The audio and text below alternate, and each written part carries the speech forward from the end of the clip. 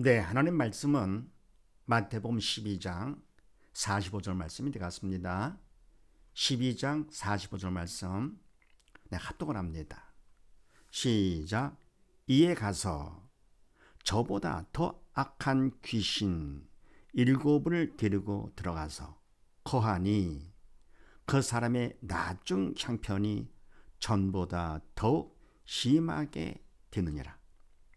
이 악한 세대가 또한 이렇게 되리라. 아멘. 제목을 봅니다. 큰 8번 회복과 사명 AI 시대적. 네, 우리가 먼저 이 민족이 하나님 앞에 엄청난 죄를 범했다 그랬습니다. 제일 예명 어겨 배도의 죄를 범했죠. 그리고 제 계명까지 어겨서 우상 숭배죄를 범했고요. 거기다가 더해서 기도까지 쉬는 죄를 이렇게 하나님께서 특별히 역사일에 있을 수 없는 그런 엄청난 복을 주셨는데 그분 앞에서 감히 와지 모든 죄를 다 범하고 얼마나 못된 짓을 했습니까? 이런 상태에서 우리가 끝나날 것 같으면 민족적으로 모두 다 지옥 가는 것이죠. 절대 그럴 수는 없죠.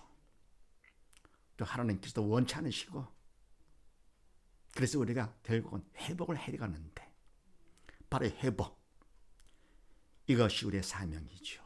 하나님께서 원하시기 때문에 시키시는 일, 그래서 하나님께서 해주시는 것입니다. 더불어 AI 시대 마지막 시대죠. 바로 믿음의 시대, 이 마지막 유저의 일을 믿음으로 한달 것 같으면 그런 회복이 되는 것이죠. 그래서 이 마지막 시대, 믿음의 시대, AI 시대적인 회복과 사명 가운데 우리가 다시 회복을 해야 되겠다. 네, 그래서 함께 본도가 말씀같이요. 이에 가서 저보다 더 악한 귀신 일곱을 데리고 들어가서 거하니. 아멘. 우리가 복받기 전 그때보다입니까? 우리가 죄를 짓고 나서는 더 악한 귀신 일곱을, 더 많은 귀신들을 끌고 와서는 우리 안에 거합니다. 삽니다. 그 사람의 나중 형편이 전보다 더욱 심하게 되느니라. 아멘. 그러면 이 민족의 형편이 전보다 더 심하게, 이 악한 시대가 또한 이렇게 되리라. 아멘. 이와 같이 하나님 앞에 사랑받고 복을 받아 그 하나님께 기뻐하시는 가운데 살던 우리 민족이 이렇게 엄청난 죄를 범한 후 더 난 형편이 더 심하게 되면서 이 민족이 그렇게 악한 시대가 같이 되어버렸습니다.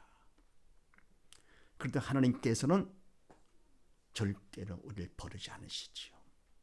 하나님은 한 번 사랑하시면 끝까지 책임지는 분. 그래서 우리가 회복을 해야 되는데, 자, 작은 1번을 보십시다. 합독 시작. 하나님 회복, 회복 운동. 아멘. 네, 결국은 이 회복은 사단이 그랬기 때문에 귀신이 그런 것이라서 영적인 문제라서요. 하나님께서 회복을 시켜주시면 되는 것이죠. 물론 인간은 가만히 있다고 되는 것이 아니고 우리도 성의를 보여야 됩니다. 회복운동. 자, 그럼 우리가 회복운동을 성의를 보임으로써 그거를 통해서 하나님께서 회복시켜 주시는데, 자, 갑을 먼저 보십시다. 갑은 합독 시작. 가정문제, 가정 파탄으로 한 몸이 철천지 원수로 고통, 자녀는 깊은 상처로 원한의 삶. 아멘. 네, 가정 문제가 심각하죠. 가정에 파탄이 일어나가지고 전에 없었던 그런 일들이 가정마다 파탄 때문에 한 몸이었던 부부가 서로 갈라졌습니다. 사랑으로 하나가 됐던 그 부부가 갈라지니까 원수도 그런 원수가 없죠. 철천지 원수가 돼가지고는요, 서로 남을 미워하고 상대방을 미워하면서 서로 고통 가운데, 심한 괴로움 가운데 살게 됐습니다. 지긋지긋하지요. 게다가 자녀들은 아무 죄도 없는데 부모를 잘못 만나가지고 인간적으로 그것도 잘못 만나가지고 마음에 깊은 상처를 받아 평생에 지울 수 없는 상처 때문에 자기들 원한의 삶을 살게 됐습니다. 얼마나 큰 비극입니까? 가정 문제도 보통 문제가 아니죠. 또 게다가 또 나무를 다 합독을 합니다. 시작. 교회 문제. 교회 분쟁으로 주님의 몸된 교회가 갈기갈기 찢김. 주님의 몸이 피투성이. 아멘. 교회는 주님의 집이잖아요. 주님의 몸이죠. 주님은 교회의 머리가 되시고, 그런데 교회 분쟁으로 주님의 몸인 교회가 갈기 찢어졌습니다. 그래서 주님의 몸이 피투성이 됐어요.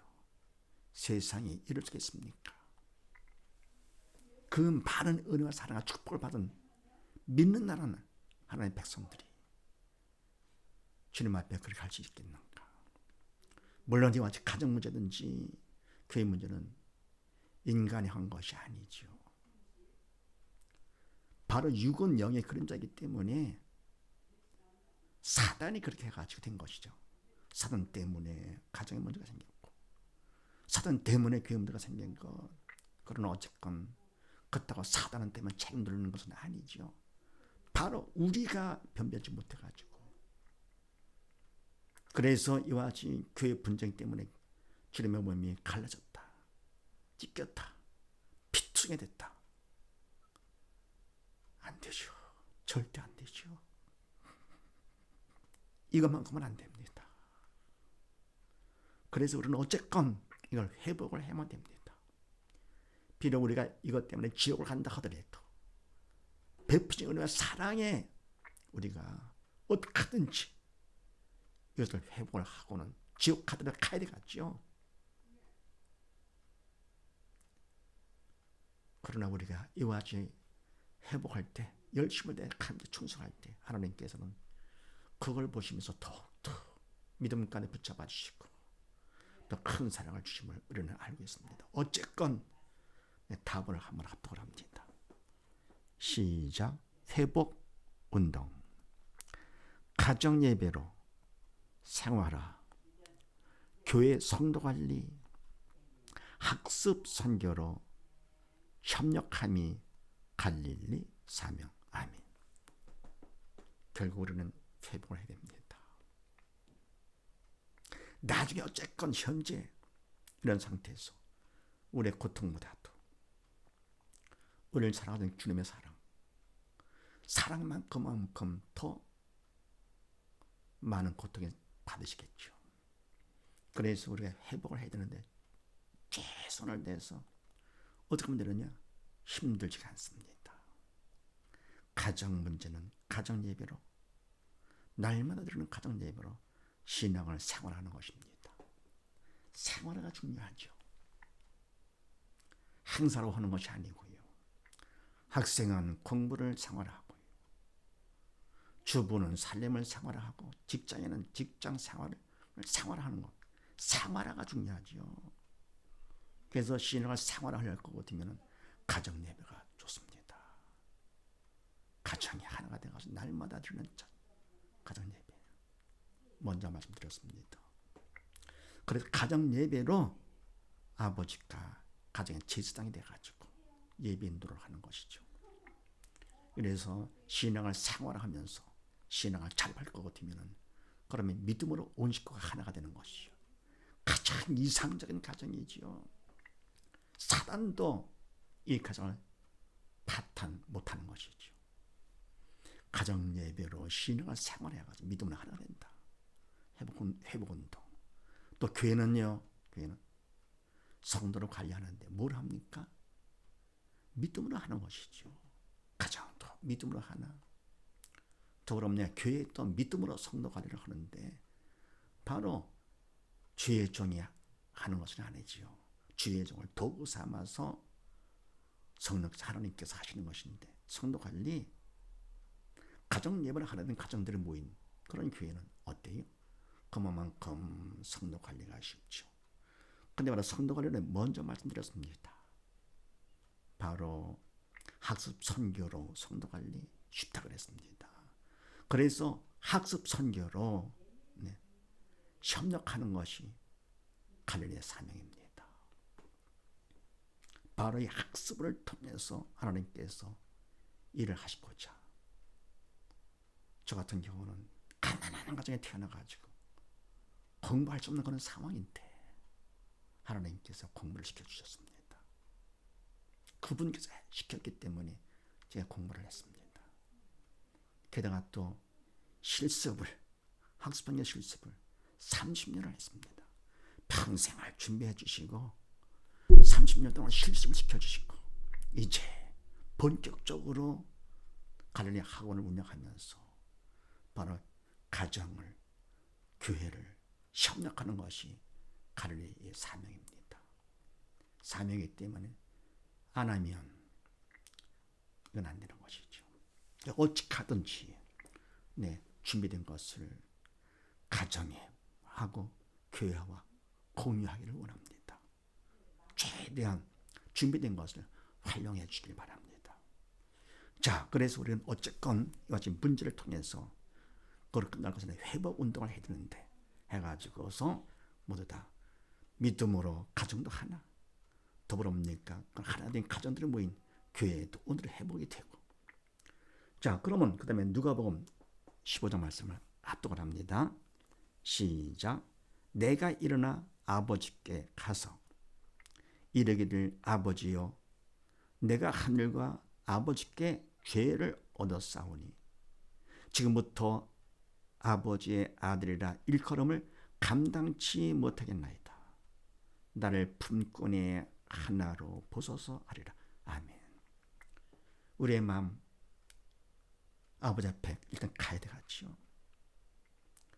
기죽지 말고 죄 가운데 포기하지 말고 아버지께 가서 아버지께 고백을 합니다. 내가 죄를 졌습니다. 감히 하나님을 아버지라고 부를 수 없는 아들이라고 일컬음 감당하지 못하겠습니다. 그리고 품꾼의 하나로 보소서. 아멘.